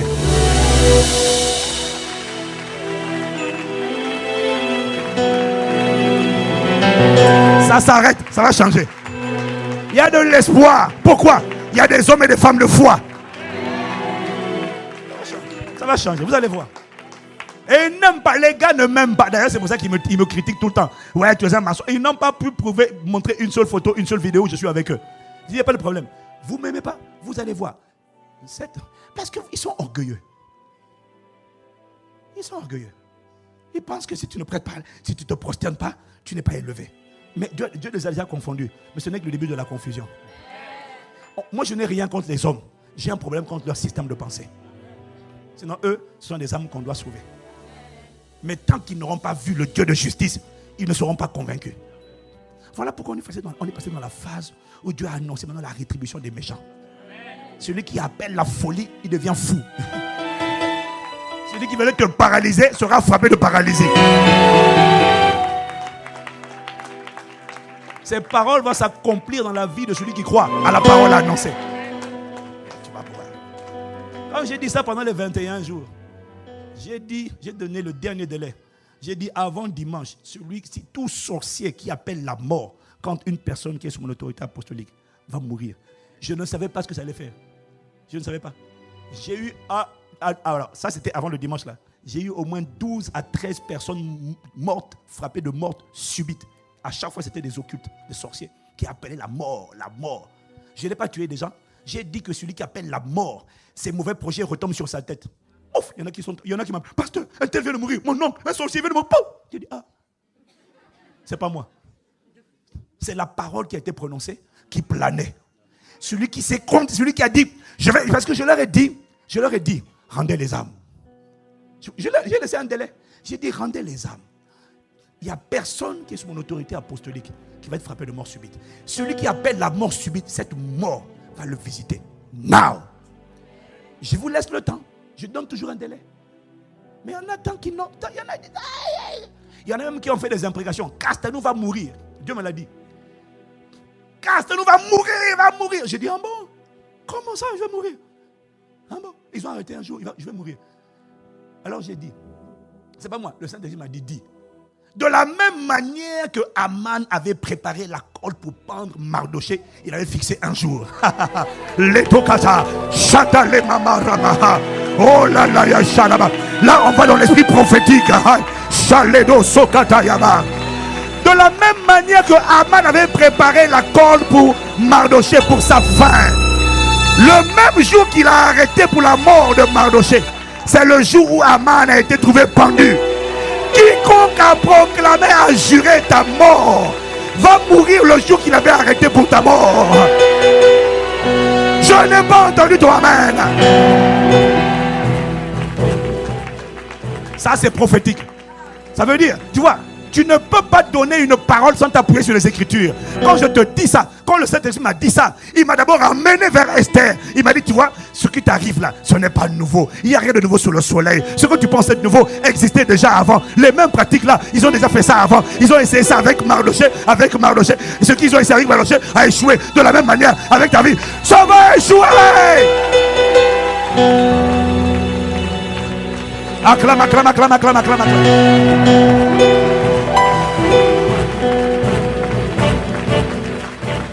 Assieds-toi. On doit finir. Waouh. On doit atterrir. Première clé, l'obéissance. Deuxième clé, la foi.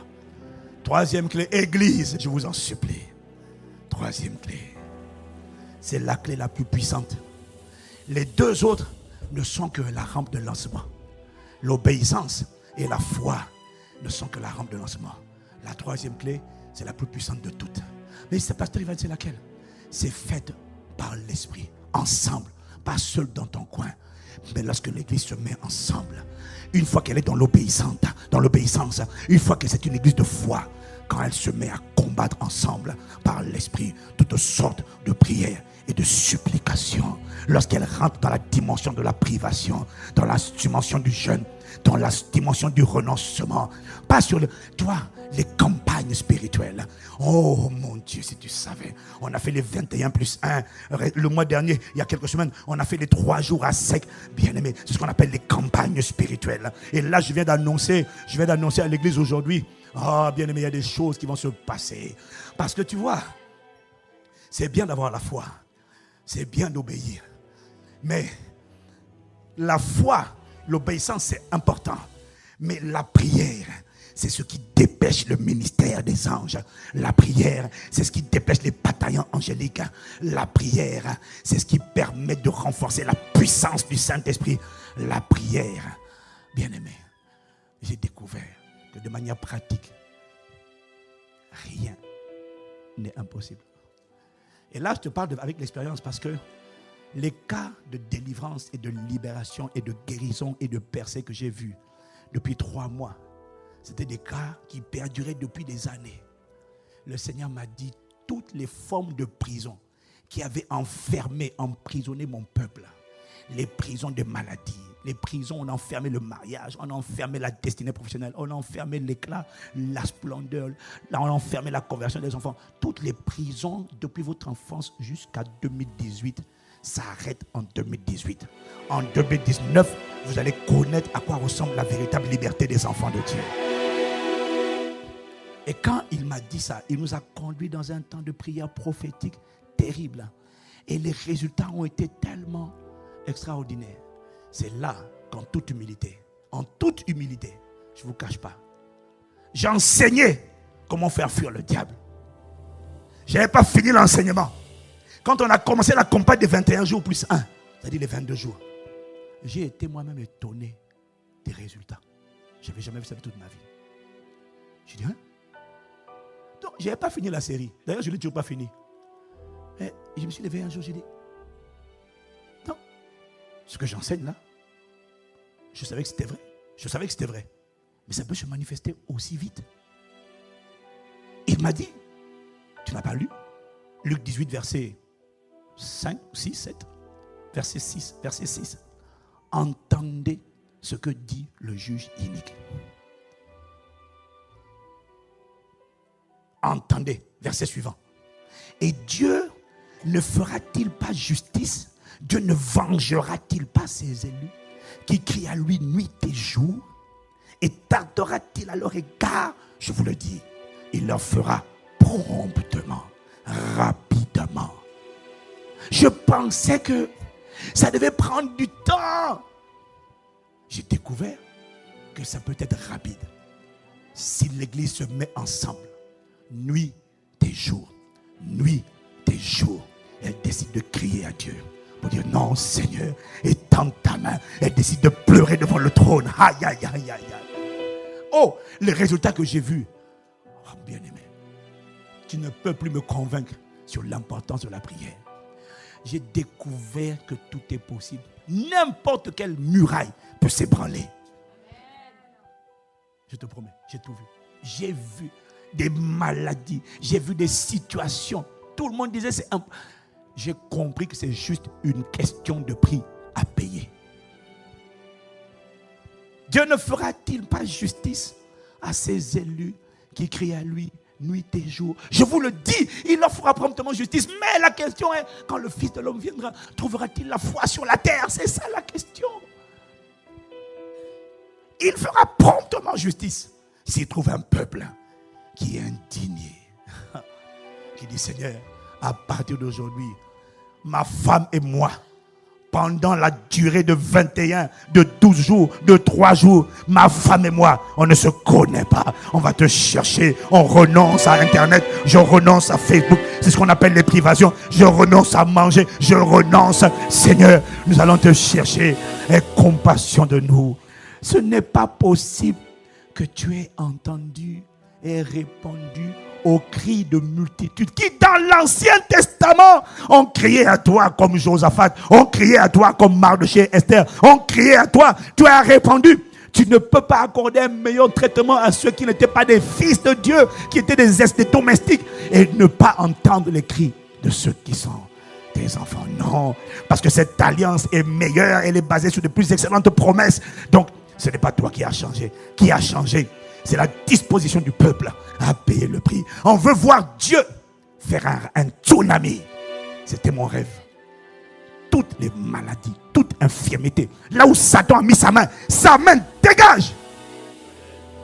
J'ai découvert que c'est possible. Je n'ai pas le temps. Et j'en ai tellement dans tous les domaines.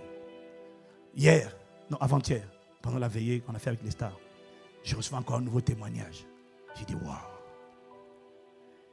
Là, si tu n'as pas fait les 21 plus 1 depuis Boissy, parce que c'est le pasteur principal, fais-les en différé.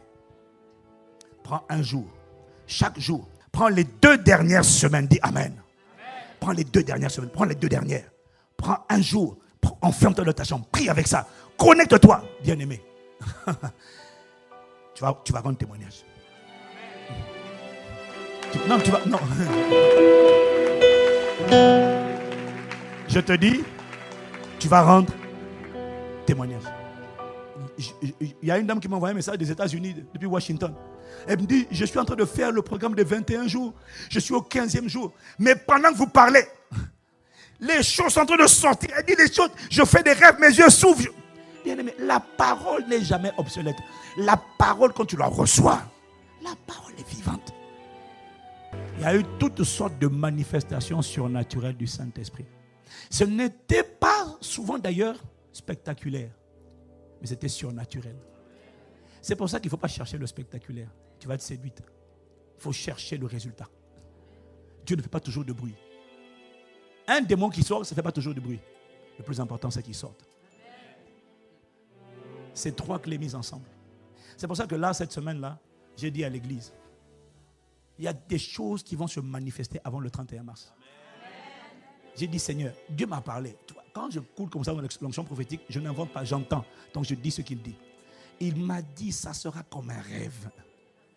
Si tu veux le voir, donc il faut écouter le message du dimanche dernier, du dimanche d'avant.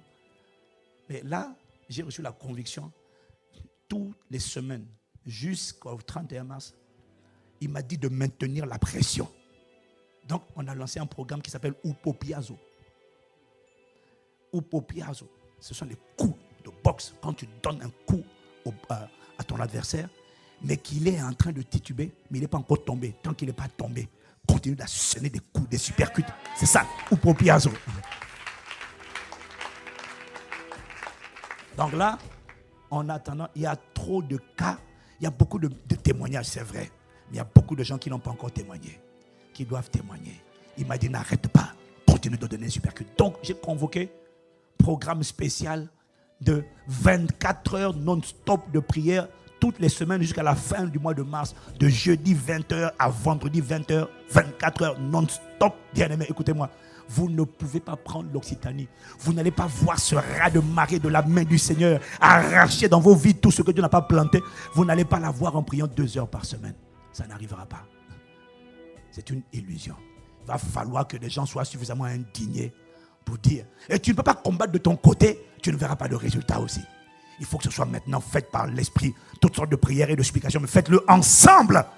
Là, vous allez voir une dimension de visitation divine que vous n'avez jamais vue. Et quand il va atterrir, quand Dieu atterrit quelque part, quand il est atterri dans la chambre haute, qui lui a dit?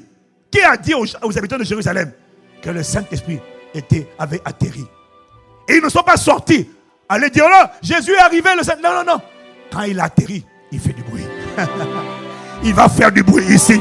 Il va faire du bruit dans cette église. Il va faire du bruit dans les églises. Il va faire du bruit en Occitanie. Et le monde entendra parler de la descente de Jésus de Nazareth par le Saint-Esprit.